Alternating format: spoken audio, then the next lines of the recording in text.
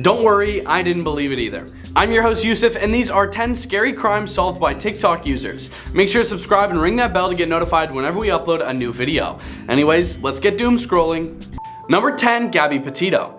If you've followed the case of 22-year-old Gabby Petito, you'll know that social media has played an imperative role in the investigation. Petito documented her road trip with her fiance at the time, Bryan Laundrie, via Instagram, making sure to vlog and capture their favorite moments.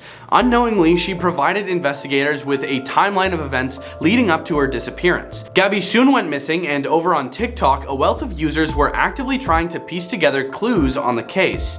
The hashtag Gabby Petito earned more than 500 million views, seeing users break down footage and come up with their own theories. Not only did TikTok raise attention to the Petito case, it also brought forward TikToker Miranda Baker.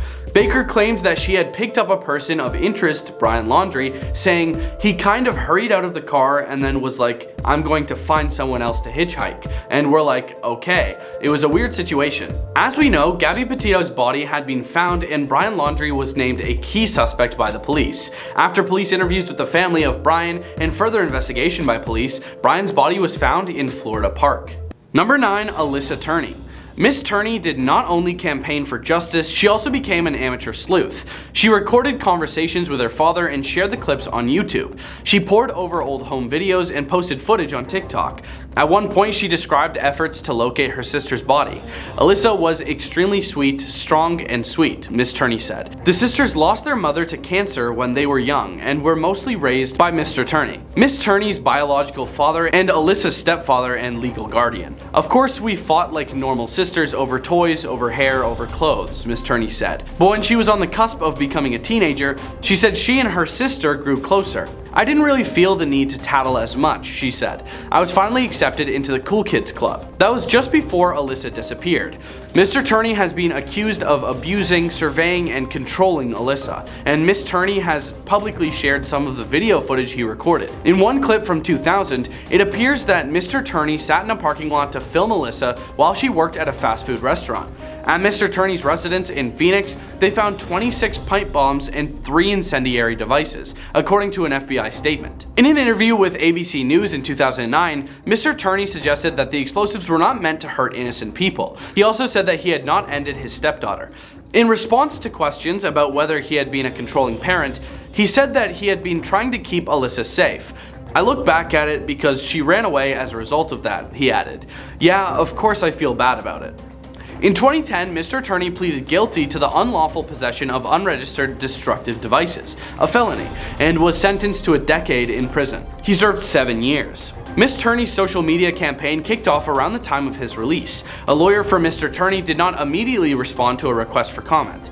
It was unclear how Miss Turney's online efforts affected the case, and Detective Anderson did not say what evidence prompted the slaughter charge this month. Number 8, Sofia Juarez. Sofia disappeared shortly after 8 p.m. on Tuesday, February 4th, 2003, one day before her 5th birthday. She was at home with her mother playing with some of her young uncles. Jose Lopez Torres, her grandmother's boyfriend, was preparing to leave for a nearby convenience store and had asked the children if they wanted to join him. Although the others refused, Sofia decided to take him up on the offer at the last minute. Torres, however, was not aware she had changed her mind and left the house without Sofia.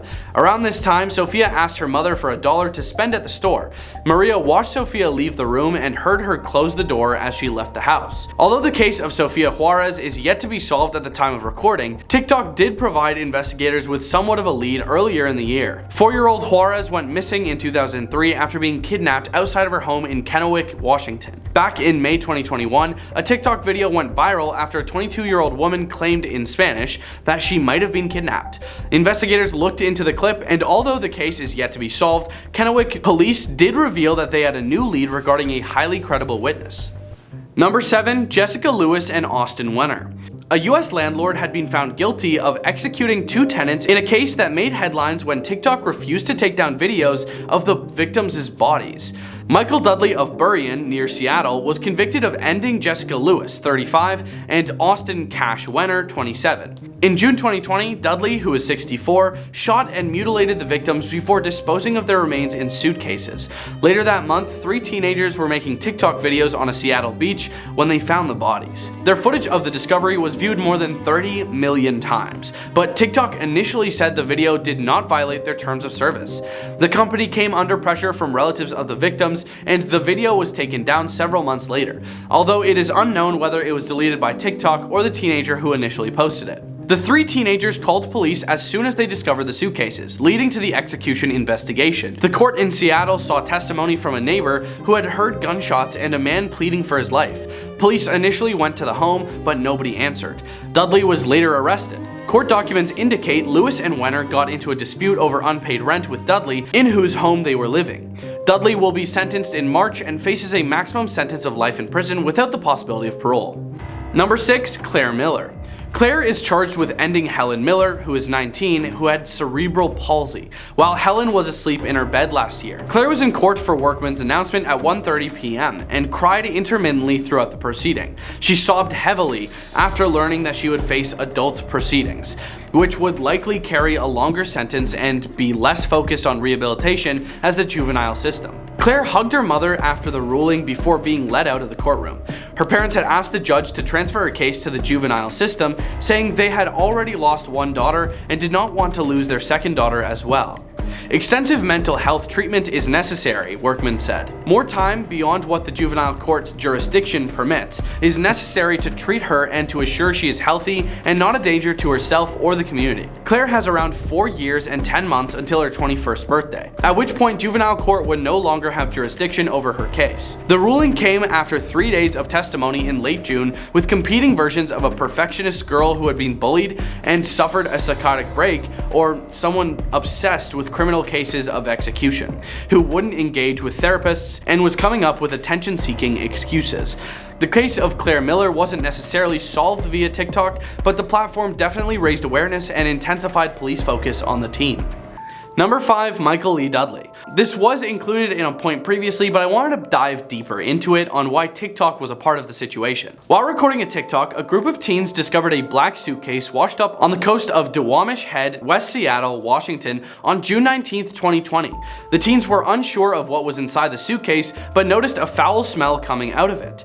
Becoming concerned with what contents may lie within the mysterious suitcase, they called the police. Police later arrived to find Jessica Lewis's and Austin Wenner's dismembered remains, which were in garbage bags within the suitcase.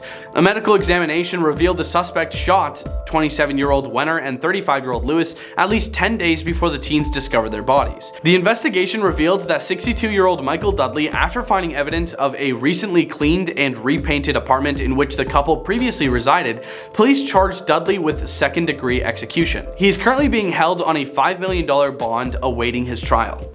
Number 4. Isabella Guzman. Isabella Guzman recently gained popularity on TikTok for her odd behaviors during her 2013 trial for the execution of her mother. On August 28th, 18-year-old Guzman stabbed her mother, Yoon-Mi Hoi, 79 times, claiming Hoi and her stepfather abused her for years. In Aurora, Colorado, court found her not guilty by reason of insanity, and she currently resides at a mental facility. In 2020, TikTok users found footage of Guzman's trial in which she acted strangely and made faces towards the camera. TikTokers would use clips from the trial and add Ava Max's Sweet But Psycho song over it, according to CBS 4 Denver. In November 2020, Guzman conducted a virtual interview in which she requested to be released from her mental facility. Miller claims she was a different person when she ended her mother, and that she is mentally stable now. Number 3. Kalecia Williams. A disturbing TikTok video showed the moments before 16-year-old Kalecia "Pinky" Williams lost her life. After shooting a dance video for TikTok, an unknown suspect ended her in her hotel room at Hyatt Regency Atlanta on December 26, 2020. According to International Business Times, the initial video, made at 12:02 in the morning, showed just a few seconds of Williams dancing before she stops the video once her door opens. By 12:32 in the morning that same day, Williams is found gone. Police arrested a teen boy, but the actual suspect and motive for the senseless ending are still unknown. Williams' mother, April Smith, believes the mother that chaperoned and paid for her daughter's hotel room should have accountability for her execution as well. Her name was on the hotel room for these minors. So I feel like she should be held accountable for my daughter's passing as well. Fox Atlanta 5 reports. Number 2, Zachary Latham.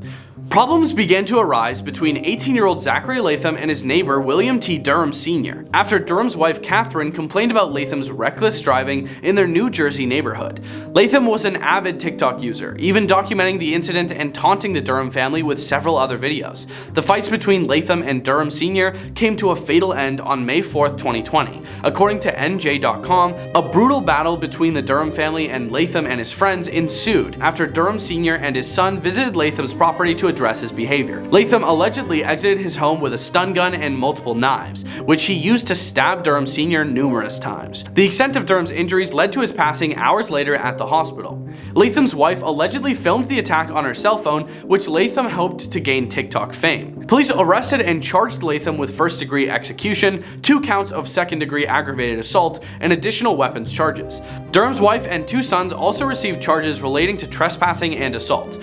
Latham claims that he used self-defense to protect himself from Durham Sr. and his sons. Latham received a release from a Superior Court judge until his trial, but he is back in jail after his recent arrest for allegedly threatening a motorist. Latham continued to speak on his case with a new TikTok account, but authorities quickly shut it down. Number 1, Bryan Kohberger. On TikTok, conspiracy theories ran rampant in the absence of an arrest. True crime lovers suspected the roommates, who were asleep and unharmed at the time of the executions of the 4 Idaho University students. Others blamed a food truck owner who has been seen interacting with the victims that same night. Both had been ruled out by police as suspects. The allegations have gone so far as to elicit a lawsuit from a professor after a TikTok user falsely claimed she planned the executions. Idaho police announced arrest in endings for 4 University of Idaho students. Most people don't stop and think about the ramifications of what it means for these speculations to be public, says Pamela Rutledge, a media psychologist who studies human behavior. What started as curiosity has spiraled into an online witch hunt, resulting in harassment, defamation, and doxing. Unless you are directly involved in the investigative process, publicly accusing anyone should be off limits, says Tristan Engels, a licensed clinical forensic psychologist. This is how innocent people lose jobs, families, and even their lives. People are going down these rabbit holes and they're hyper-focusing on one individual and attacking that individual, said Tana Davis, an Idaho State Police trooper who is helping the Moscow Police Department handle media interview requests. Bryan Kohberger was later arrested, and maybe it was the help of some TikTok users, but a lot of them really just harmed instead of helped. Thanks for watching. Leave a like and comment if you enjoyed this video, and we'll see you next time on Crime Time.